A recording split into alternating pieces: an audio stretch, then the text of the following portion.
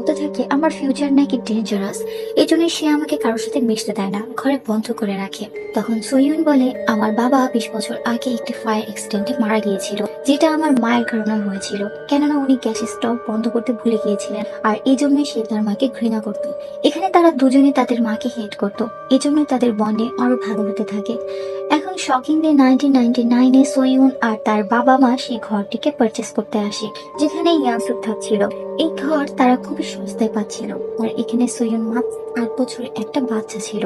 আর ইয়ানসুক তাদের ফ্যামিলিকে দেখে সারপ্রাইজড হয়ে যায় এবং লুকিয়ে বড় সোইউনকে কল দেয়। কলে সোইউন তার এবং তার বাবার 20 বছর আগের কনভারসেশন শুনতে পায় এবং সে অনেক বেশি ইমোশনাল হয়ে যায়। আর এরপর ইয়ানসুক বলে আমি তোমার বাবাকে বাঁচাবো। এখন নভেম্বর 27-এ ইয়ানসুক লুকিয়ে তার ঘর থেকে বের হয়ে আসে আর সিটির দিকে যায় যেখানে সুইয়ং তার বাবা মায়ের সাথে ছিল। ওইখানে কুকিং গ্যাস লিক হয়ে একটি ব্লাস্ট হতো,